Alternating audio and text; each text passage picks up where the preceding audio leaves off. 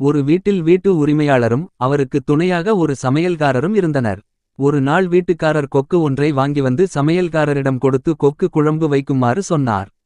சமையல்காரர் குழம்பு வைத்ததும் குழம்பையும் சிறு அளவு கறியையும் சுவை பார்க்கலாம் என்று கால் துண்டு ஒன்றை முழுவதும் சாப்பிட்டு விட்டார். பின்பு சோறு பரிமாறப்பட்டதும் வீட்டுக்காரர் சாப்பிட ஆரம்பித்தார்.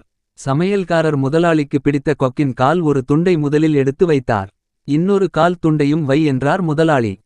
கொக்கிற்கு ஒரு கால் தானுங்க முதலாளி என்றார் சமையல்காரர். கொக்கிற்கு இரு கால்கள் இருக்குமே என்றார் முதலாளி. இல்லீங்க ஒரு கால் தானுங்க என்றார் சமையல்காரர். முதலாளி எவ்வளவோ சொல்லிப் பார்த்தும் சமையல்காரர் ஒப்புக்கொள்ளவில்லை. முதலாளி சாப்பிட்டு முடித்ததும் சமையல்காரரை வயல்வெளிக்கு கொக்கு காட்ட அழைத்து சென்றார். வயலில் ஒரு கொக்கு ஒரு காலை மடக்கிக் கொண்டு ஒற்றை காலுடன் நின்று கொண்டிருப்பதை பார்த்த சமையல்காரர், பாருங்க முதலாளி, கொக்குக்கு ஒற்றை கால்தான் என்று முதலாளியிடம் காட்டினார்.